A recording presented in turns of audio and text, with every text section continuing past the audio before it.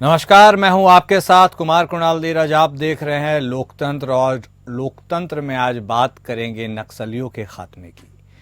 गृह मंत्री अमित शाह ने मार्च 2026 तक देश को नक्सल मुक्त करने का ऐलान किया है।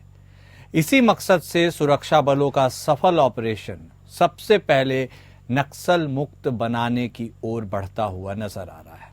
वहां पर भारत सरकार की महत्वपूर्ण परियोजनाएं लागू होती हैं।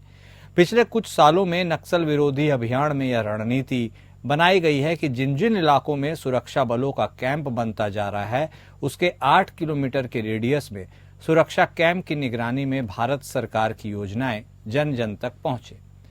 गृह मंत्री अमित शाह ने कहा कि प्रधानमंत्री नरेंद्र मोदी के नेतृत्व में 31 मार्च 2026 से पहले देश को नक्सलवाद से पूरी तरह मुक्त कर दिया जाएगा।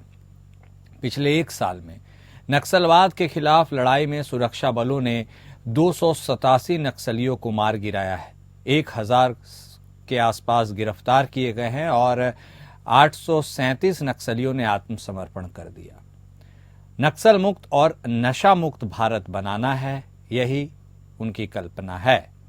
आधुनिक वाहन जो कि खुद भारतीय तकनीक से विकसित किए गए हैं, उन्हें नक्सलियों के गढ़ में तैनात किया जा रहा है। जवानों की सुरक्षा एंटी नक्सल ऑपरेशन में पूरी तरीके से सुनिश्चित हो, इसके लिए भी कई कदम उठाए जा रहे हैं। अंदरूनी इलाकों की मुख्य मार्ग से कनेक्टिविटी बेहतर हो, इसके लिए डीआरडीओ की मदद ली जा रही है। डीआरडीओ की मदद से पहले सड़कों को आईईडी से मुक्त किया जा रहा है और उसके बाद कनेक्टिंग रोड मुख्य रोड तक बनाई जा रही है। इसके अलावा सरकार नक्सली चरमपंथ से निपटने के लिए बहुआयामी रणनीति अपना रही है और इसे अपनाना चाहिए भी। इसमें सुरक्षा और विकास से संबंधित उपाय और आदिवासी और अन्य कमजोर वर्ग के लोगों को उनका अधिकार दिलाने से संबंधित उपाय शामिल हैं। आज हम नक्सलवाद के खात्मे पर की जा रही कोशिशों पर नजर डालेंगे। तो विकास योजनाओं को यदि धार देना है तो सबसे पहले यह जरूरत समझ में आती है कि जो लोग मुख्य धारा से अलग रास्ते पर चल रहे हैं, उन्हें किसी तरह मुख्य धारा में शामिल की जाए, और ये नक्सली हैं। और इसी को लेकर के जो तैयारियों की बात की जा रही है, ऑपरेशंस की बात की जा रही है, उसका मकसद एक ही है कि नक्सलवाद को भारत से मुक्त किया जाए। कुछ वर्षों पहले तक जब नक्सलवाद को लेकर के बड़ी बड़ी बातें की जाती थी, सुरक्षा बलों के खिलाफ उनका अभियान चलता था, तो यह नक्सली कुचक्र को तोड़ने के लिए एक रणनीति बनाने की जरूरत थी। कई सालों पहले तक सुरक्षा बलों के खिलाफ गुरिल्ला वार का मिशन अपनाते हुए ये नक्सली अपने अलग गणतंत्र बनाने के लिए जो रास्ते पर चल रहे थे, उसमें से कई अब सरेंडर कर चुके हैं, कई मारे जा चुके हैं और कई मुख्य धारा में वापस लौट चुके हैं।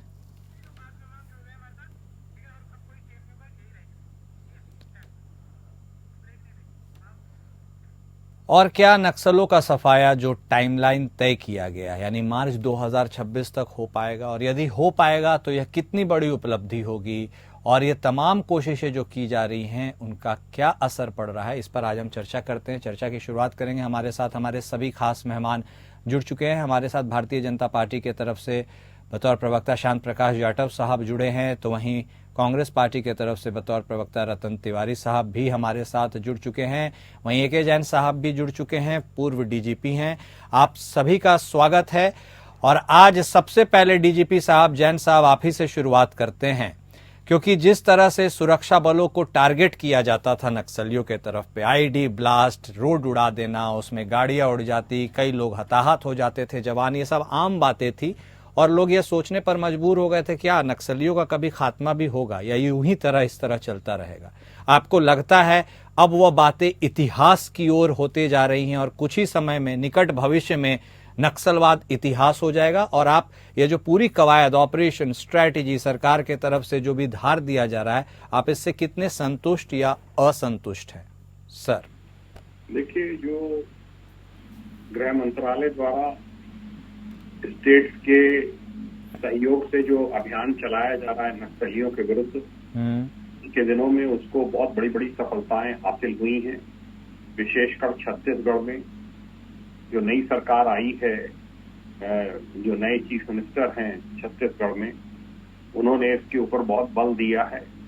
जो नक्सली क्षेत्र हैं उनका विकास किया जा रहा है, सड़कें बनाई जा रही हैं, वहां पर नई नई परियोजनाएं लाई जा रही हैं, जिससे कि बहुत से नक्सली जो नक्सलवाद से जुड़े हुए थे वो मुख्य धारा से जुड़ रहे हैं और उनको वहां पर जॉब्स मिल रहे हैं। डीआरजी में उनको एम्प्लॉय किया जा रहा है, डिस्ट्रिक्ट रिजर्व गार्ड्स में, और उनको सिक्योरिटी एजेंसीज में अन्य स्थानों पे उनको जॉब्स दिलाए जा रहे हैं। कुछ को डीआरजी में जॉब दिया गया है, सुरक्षा बलों के साथ ये जुड़े हुए हैं, इनकी बहुत मदद की गई है और उसी का नतीजा है कि अच्छा जो एक डिस्क्रिमिनेशन था, जो देहात क्षेत्रों में डिस्क्रिमिनेशन था, नक्सली क्षेत्रों में डिस्क्रिमिनेशन था, उसको समाप्त कर दिया गया है। उसको समाप्त किया गया है, उसके लिए बड़े ठोस प्रयास हुए हैं कि किसी के साथ भी दुर्व्यवहार ना हो, किसी का भी उत्पीड़न देहात क्षेत्रों में ना हो, इसके लिए भी ठोस प्रयास किए जा रहे हैं। इसका भी नतीजा है कि जो पहले लोगों को नाराजगी थी और जो नक्सलवाद से जुड़ते थे वो अब मुख्य धारा में जुड़ना चाह रहे हैं, एक इज्जत की जिंदगी जीना चाह रहे हैं और वो सहयोग कर रहे हैं। वो नक्सलियों के खात्मे में सहयोग कर रहे हैं और उनको सारी रणनीति पता है। वो हर तरह से लोकल डायलेक्ट को जानते हैं, लोकल टेरेन को जानते हैं और हर तरह से वो मदद कर रहे हैं, जिसके परिणाम दिख रहे हैं। और मुझे भी पूरा विश्वास है कि 2025 के अंत तक या 2026 के प्रारंभ तक नक्सलवाद समाप्त हो जाएगा। ठीक है जाटव साहब, अब आप ही के पास आते हुए हैं। सरकार आपकी है, आपको लगता है, देखिए ये कोई नई बात तो नहीं है, नक्सलियों के विरुद्ध अभियान काफी लंबे अरसे से चलता जा रहा था। हालांकि आप अपनी तरफ से ये अमली जामा आप पहना रहे हैं या आप इसको कंक्लूड करने की दिशा में बढ़ रहे हैं कि नक्सलवाद भी कोई चीज हुआ करती थी। आपको लगता है कि आपकी सरकार ने नक्सलवाद के खिलाफ जो कदम उठाए हैं वो बहुत पहले उठा लेना चाहिए था, या ये इतना आसान या मुश्किल था? आपको क्या लगता है? देखिए, सही मायने में अभी हमारी सरकार जो है नक्सल जो परेशानी है, समस्या है, उसके लिए जो प्रयास कर रही है, उससे पहले हम राष्ट्रीय स्वयंसेवक संघ जो है नक्सलियों से निपटने के लिए वनवासी क्षेत्रों में काम कर रही है काफी लंबा समय से। और इनफैक्ट ये इस्टेब्लिश कैसे हुआ, क्यों ये नक्सल बना, हिंदुस्तान में नक्सली जामा जो है वो किस कारण से पैदा हुआ, इस चीज को भी समझने की आवश्यकता है। इनफैक्ट जो वामपंथी जो गुट है वो किसी भी तरीके से तो नारा जो रहता है ना कि चाहे कोई मजबूरी हो हमारी मांगे पूरी है, इस प्रकार की विचारधारा को लेकर के और समाज में देखिए गरीबी ने भारत को पूरी तरीके से जकड़ा हुआ था और उसमें किसी को भी बहकाना इतना आसान था। उस पर काम करते हुए जो माओ और लेनिन जो फिलॉसफी से जो जुड़े हुए लोग हैं, उन्होंने ये जो सीमावर्ती राज्य हैं, छत्तीसगढ़ है, मध्य प्रदेश है, उड़ीसा है, इन तमाम जगहों पर इन लोगों को बहकाने का काम किया, भड़काने का काम किया। और चूंकि वहां पर किसी तरीके की कोई सुविधाएं नहीं थी, आना जाना और सब तरीके से जो है ना मुश्किल, तो वहां पर उन्होंने जो हालात ये स्थिति पैदा करी, हमें राशन दो, अगर राशन के ट्रक जाने तो राशन के ट्रकों को जला देना, स्कूल दो, स्कूल बनाया तो स्कूल को ब्लास्ट करके उड़ा देना। इस प्रकार का एक अराजक वातावरण जो है विशेष रूप से 1967 के बाद में इस देश में देखा गया। उन सब चीजों को राष्ट्रीय स्वयंसेवक संघ, हमारे स्वयंसेवकों ने भी देखा, लोगों ने जो जुड़े हुए थे उसको वापस घर वापसी करने के प्रयास किए। हमारे पूरी तरीके से राष्ट्रवादी एजेंडे में ये समस्या जो है रही। और सही मायने में जब हमारी सरकार बनी, अटल जी के समय भी और उसके बाद अभी मोदी जी के समय में भी, तो हमने इसके ऊपर सबसे ज्यादा फोकस करते हुए इस समस्या से निपटना है, इस चीज के ऊपर चिंता करी। क्योंकि देश को अगर खोखला करता है तो विदेशी दुश्मन नहीं, हमारे बीच में रहने वाला दुश्मन भी उससे भी हमें मुक्त रखना है। तो हमने जिस तरीके से कश्मीर की समस्या का निवारण किया, ठीक उसी तरीके से अमित शाह जी ने बतौर गृह मंत्री जो है ये जो भीतर जो नक्सलवादी जो समूह पनप रहे थे उनके बीच में भी काम करने का बहुत बेहतरीन कार्य किया। और आज हम उसको अंतिम परिणाम देने की स्थिति में पहुंचने जा रहे हैं। ये हमारे लिए खुशी का समय है और मैं समझता हूँ कि इस चीज की सराहना और प्रोत्साहन दिया जाना चाहिए। ठीक है, तिवारी साहब भी हमारे साथ जुड़े हैं। तिवारी साहब, आपको लगता है कि ये सिर्फ credit BJP Bharatiya Janata party अपने हिस्से में ले रही है कि नक्सलवाद का उसने खात्मा कर दिया, या फिर आपने भी इसके लिए भरसक प्रयास किए थे लेकिन वह प्रयास रेखांकित या दिख नहीं पाए, इसके चलते आपका श्रेय संभवतः उसे नहीं जाता है? या आपको लगता है ईमानदारी से कि आपने वह प्रयास किया था जिस प्रयास की अपेक्षा थी नक्सलवाद को खत्म करने की? क्योंकि नक्सली यह चाहते थे कि उनका भी एक अपना अलग गणतंत्र हो, उनकी फिलॉसफी थी, उनका एक अलग बेंट ऑफ माइंड था। तो उस पूरे उनके विचारधारा को यदि कमोवेश ये कहा जाए कि उसे तोड़ दिया गया, निस्तो नाबूद कर दिया गया और अब वो मुख्य धारा में शामिल हो गए, तो आपको लगता है कि इसमें क्रेडिट भारतीय जनता पार्टी या मौजूदा सरकार की और आप इसमें कहीं पीछे रहे? देखिए, सबसे पहले मैं आज आपके माध्यम से देश के पूर्व प्रधानमंत्री डॉक्टर मनमोहन सिंह जी को विनम्र श्रद्धांजलि अर्पित करता हूँ, उन्हें भावपूर्ण श्रद्धांजलि अर्पित करता हूँ। देखिए, अपनी बात को शुरू करने से पहले भारतीय जनता पार्टी की बात को मैं बड़ी अच्छी तरीके से सुना। उन्होंने जो भी बात की ठीक है, लेकिन कांग्रेस पार्टी ने अपना छत्तीसगढ़ का पूरा नेतृत्व खोया है इसी नक्सली हमले से। ये आपको भी पता होगा। हमारे बड़े बड़े नेता भगवान के पास चले गए, पूरा कांग्रेस का नेतृत्व खत्म हो गया। लेकिन जब से माननीय भूपेश बघेल जी छत्तीसगढ़ में मुख्यमंत्री बने, के बाद जिस प्रकार से हम लोगों ने वहां पे काम किया, नक्सलियों को जिस प्रकार हमने वहां से निकाल के एक सही दिशा में लाने का काम किया, उसका पूरा क्रेडिट कांग्रेस पार्टी को जाता है। वहां पे हमारी जो सरकार ने काम किया उसको जाता है। और मैं तो इनकी सराहना करता हूं कि अगर अमित शाह जी इसकी पैरवी कर रहे हैं, अमित शाह जी का ये सोचना है, तो मैं तो उसका समर्थन करता हूं। कांग्रेस पार्टी भी इसका समर्थन करती है। कांग्रेस पार्टी पूरी ईमानदारी के साथ इस फैसले का स्वागत करती है। अगर आप देश हित में अच्छा काम करेंगे तो कांग्रेस पार्टी आपके साथ खड़ी होगी। ठीक है, जैन साहब अब आपके पास आते हैं, उसके बाद फिर जाटव साहब के पास जाएंगे। नक्सलियों से पहले लड़ने में इतनी क्या दिक्कतें हो सकती थी जिसके चलते वो पनपते रहे, और अब ऐसा क्या बदलाव आ गया है जिससे नक्सली अपने खात्मे के तरफ बढ़ चुके हैं? क्या संसाधन वाइज हम इसे डिस्कस करें, क्या हम फाइनेंशियली इसे डिस्कस करें, या हम एक जिसे बोलते हैं एक ताकत, एक सरकार, जैसे पहले त्रिशंकु सरकारें हुआ करती थी, हंग असेंबली पार्लियामेंट असेंबलीज होती थी, आप उसको भी एक कमजोरी मानते हैं? क्या आपको लगता है, आप कौन से फैक्टर को इतना कंट्रीब्यूटिंग फैक्टर मानते हैं जो पहले की बजाय आज है और वो रिफ्लेक्ट भी कर रहा है? देखिए, एक बात हमको समझनी होगी, जो स्टेट पावर होती है वो सुप्रीम होती है।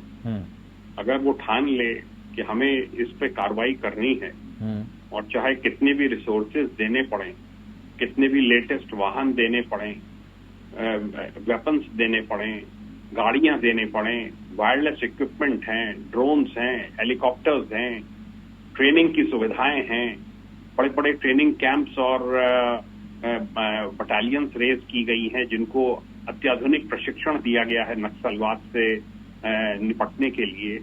इन सबके बड़े दूरगामी परिणाम होते हैं। दूसरा, जो इंफ्रास्ट्रक्चर खड़ा किया जा रहा है नक्सल अफेक्टेड एरियाज में, उसका बहुत प्रभाव पड़ रहा है। जो नक्सलों के गढ़ थे, उन गढ़ों में जाकर अंदर कैंप लगाए जा रहे हैं। उनपे एक आध कैंप के ऊपर अटैक भी हुआ है, पर वो उसको बॉदर नहीं कर रहे हैं, रिटेलिएट कर रहे हैं। उनके गढ़ में अंदर घुसकर वहां पर कैंप लगा रहे हैं और वहां पर नक्सली ऑपरेशन उन्होंने शुरू किया है, जिसके कारण बहुत प्रभाव पड़ा है। पीछे स्टैटिस्टिक्स में पढ़ रहा था, करीब 8,500 किलोमीटर का एरिया अब भी नक्सलवाद की चपेट में है।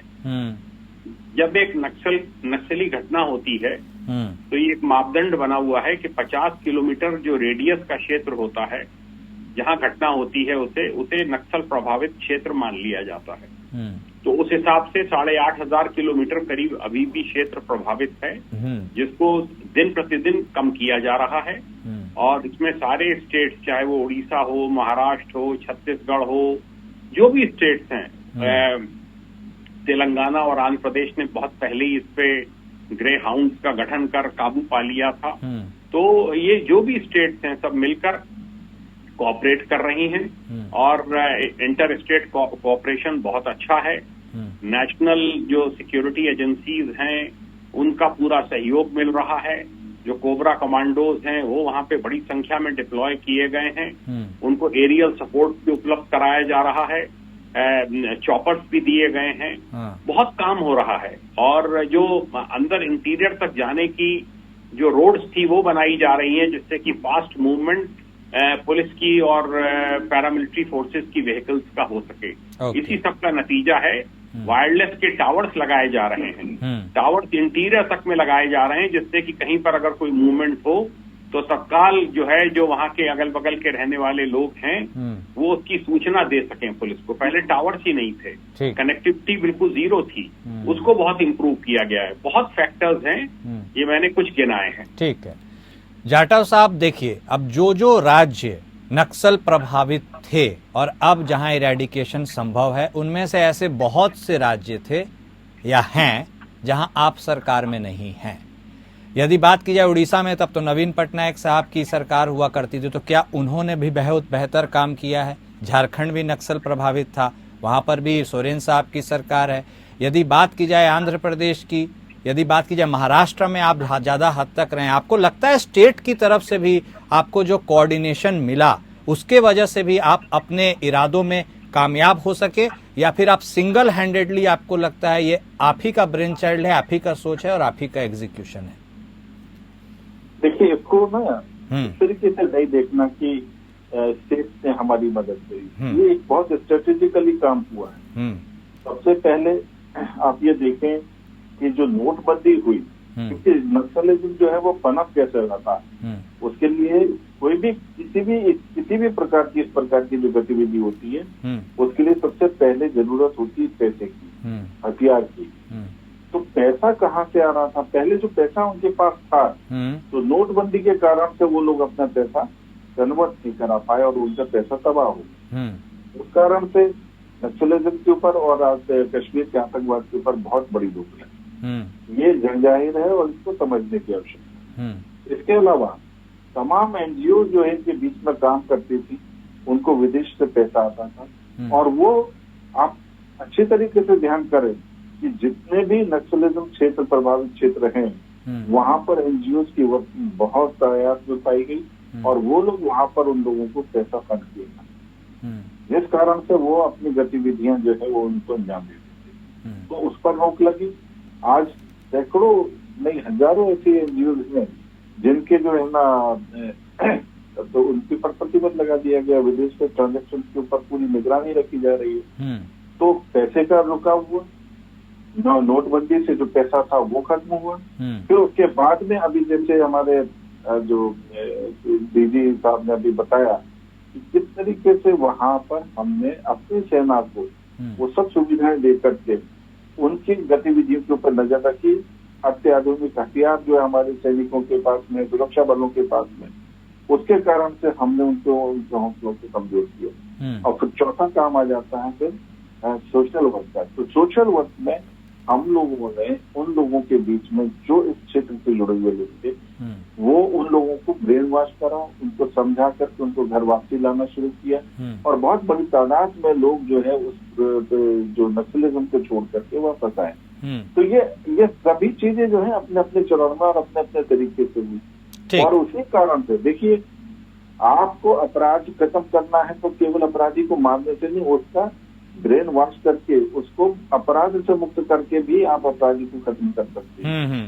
इस नीति पर जो है हमारी सरकार चल रही है और इन्होंने जिस तरीके से उन लोगों को जो इस नक्सलिज्म से जुड़े हुए थे उससे उनको हटाने का काम किया, उनको सोशल वर्क के माध्यम से सामान्य जिंदगी, सामान्य लोगों के बीच में काम करने के लिए प्रेरित किया, उसका परिणाम है। और उसके परिणाम के कारण तो इसके लिए श्रेय तो उसी को देना पड़ेगा ना जो प्रयास कर रहा है। ठीक है, और वो प्रयास हमने किया है। ठीक, इसलिए मैं समझता हूँ कि इसका श्रेय जो है हम हमारे जो समय में जो हमारे नेताओं ने मोदी जी के नेतृत्व में, अमित शाह जी के नेतृत्व में जो काम किया, हमारे सुरक्षा बलों ने काम किया, हमारे सोशल वर्कर्स ने जो काम किया है, उन सबको शुरू नहीं, श्रेय तो वो आपको दे रहे हैं, अच्छी बातें तो अच्छी लगती है, लेकिन आप स्टेट के फैक्टर को थोड़ा कम आंकते हैं। हम यही सवाल तिवारी साहब से भी पूछते हैं। मैंने कहा ना कि हर एक स्टेट का अपना, बिल्कुल ठीक है, कोई भी स्टेट नहीं चाहता कि हमारे यहाँ पर इस प्रकार की घटनाएं हो, अकस्मात तरीके से कोई अपनी जान से हाथ धोए, ठीक है जी, कोई भी स्टेट नहीं जाता। ओके जाट सभी स्टेट का पूरा सही। ठीक है तिवारी साहब, तो चलिए उसी लाइन को आगे बढ़ाते हुए, सारा कंट्रीब्यूशन आप बीजेपी को देना चाहते हैं, यानी सेंट्रल गवर्नमेंट को देना चाहते हैं, या आपको लगता है आपका भी कंट्रीब्यूशन उतना ही इम्पोर्टेंट था जितना कि उनका, और उस कोऑर्डिनेशन के चलते ही यह एक रिजल्ट निकल कर सामने आना है? आप अपने कंट्रीब्यूशन को कितना आंकते हैं? देखिए, मैं तो स्पष्ट रूप से पहले ही कह दिया कि हमने अपना नेतृत्व किया। उसके बाद जिस प्रकार से छत्तीसगढ़ में कांग्रेस पार्टी की सरकार बनी और हमारे मुख्यमंत्री ने जो काम किया, वो उसकी बदौलत ये सब मुमकिन हो पाया। इन्होंने कहा कि नोटबंदी हो गई, पैसे खत्म हो गए, दुनिया भर का ये प्रवचन दे रहे थे, लेकिन मैं इनसे पूछना चाहता हूँ, नोटबंदी हुई, जब पैसे वापिस आए तो 99% कुछ पैसे तो वापिस आ गए, तो उसका मतलब साफ था कि ब्लैक मनी बाहर तो गई नहीं। तो ये बोले कि वो बदल नहीं पाई। अरे भैया, जब पूरे पैसे आ गए तो बदलने के बाद उनके पास पैसा ही नहीं रहा, तो इसका मतलब साफ था कि उन लोगों के पास पैसे नहीं थे। और आज भी अगर देखा जाए कि नोटबंदी से इस देश में ये कहते हैं कि बहुत फायदा हो गया, नोटबंदी से कोई फायदा नहीं हुआ है। आज व्यापार ठप हो गया है, बड़ी बड़ी कंपनियां बैठ गई, अच्छे अच्छे लोग जो अच्छा पैसा कमाते थे वो सब खत्म हो गए।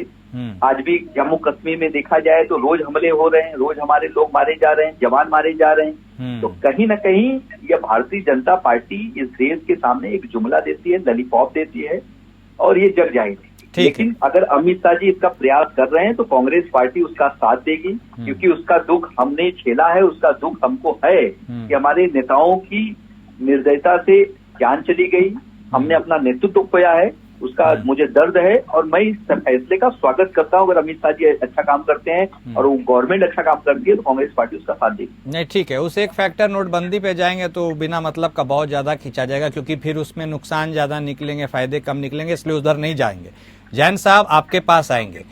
ये एक बात थी कि मुख्य धारा में लोग कैसे जुड़े, नक्सलवाद उन्हें वंचित रख देता था, नक्सली, और उनका एक कहना था कि शासन ने हमेशा उनके ऊपर अंकुश लगाया, उनका दमन किया, शोषण किया, इसलिए वो अपने आइडियोलॉजी के हिसाब से आगे बढ़ते थे। आपको लगता था कि जो आउटरीच प्रोग्राम्स सरकार की होती थी, जिस तरह से लोगों तक मैसेजिंग होना चाहिए था, वो पहले नहीं होता था, या फिर जिस हिसाब से हम एडवांसमेंट किए हैं, मॉडर्नाइजेशन आई है, वो एक नेचुरल एक्सेस दी है उसने सरकारों को कि वो ज्यादा तेज प्रहार कर सके, यानी इंटेंशन तो था, लेकिन जो एडवांटेज आया है टेक्निकल अपग्रेडेशन से वो नेचुरली आया है, और उसने काफी कुछ सहूलियत अभी के टाइम में दी है विज़ाविज़ पहले के टाइम में। नहीं, देखिए, स्ट्रेटजी बदली गई है। पहली बात तो ये कह दूं कि स्टेट्स का 100% कोऑपरेशन है, तभी नक्सलवाद पे काबू पाया जा रहा है। State law and order state subject है, ये सेंट्रल सब्जेक्ट नहीं है। तो इसलिए लॉ एंड ऑर्डर के विषय में स्टेट गवर्नमेंट का साथ में रहना, सेम वेवलेंथ पे काम करना नितांत आवश्यक होता है। नंबर 2, रही बात, गवर्नमेंट ने अपनी स्ट्रेटेजी को बदला है। जो इंटीरियर एरियाज हैं वहां पर जिस प्रकार का सरकारी विभागों का, अन्य लोगों का जो उत्पीड़न होता था ट्राइबल्स के साथ, उस पर रोक लगाई गई है। उनके साथ मीटिंग्स ऑर्गेनाइज की गई हैं, उनकी समस्याओं को सुना गया है, और उनको जो भी यथासंभव मदद हो सकती थी वो की गई है। उनको एश्योर किया गया है कि आप आइए, जुड़िए मुख्य धारा में, मुकदमे वापस लिए गए हैं, उनको इनाम की राशि दी गई है, उनको अच्छे जॉब्स मुहैया कराए गए हैं। यही सही स्ट्रेटजी है। यही स्ट्रेटजी हम लोगों ने उत्तर प्रदेश में अपनाई थी 3 जिलों में, मिर्जापुर, सोनभद्र और चंदौली। और वहां पर बहुत पहले नक्सलवाद को बिल्कुल समूल समाप्त कर दिया था। भी उस एरिया में पोस्टेड था, बतौर आईजी जोन 2001 में नक्सल ऑपरेशंस का इंचार्ज था। पूरे एरिया में कॉम्बिंग कर करके, लोगों को मोटिवेट कर करके, इंटेलिजेंस कलेक्ट करके पूरा एरिया सैनिटाइज कर दिया था। तो एक एक करके सब स्टेट सैनिटाइज हो रही हैं, और मुझे पूरा विश्वास है कि जो अमित शाह जी एक ड्राइव चला रहे हैं अगेंस्ट ड्रग्स, अगेंस्ट नक्सलिज्म, ये बहुत गंभीर समस्याएं हमारे देश के सामने थी। अगर ये इन समस्याओं से हम निपट लेते हैं तो ये बहुत बड़ा अचीवमेंट होगा, कोई माइनर अचीवमेंट नहीं होगा, बहुत बड़ा अचीवमेंट होगा, और इसके लिए वो बधाई के पात्र होंगे। ठीक है, बहुत शुक्रिया आप तीनों खास मेहमान का हमारे साथ जुड़ने के लिए और बातचीत करने के लिए। तो जिस तरह से नक्सलवाद के खिलाफ अभियान पूरे देश में छिड़ा हुआ है, उससे कमोवेश यह तो समझा जा ही सकता है कि वह दिन अब दूर नहीं जब जो नक्सली हमले होते थे वह अब इतिहास के पन्नों में दर्ज हो जाएंगे। और शायद इसीलिए आज हम इस बात की चर्चा भी कर रहे थे कि जिस तरह से नक्सलवाद हावी हुआ था एक वक्त, फिर धीरे धीरे अब कमजोर होने लगा और अब क्या वाकई वह अपने खात्मे की ओर अग्रसर है। लोकतंत्र में आज मेरे साथ बस इतना ही। नमस्कार।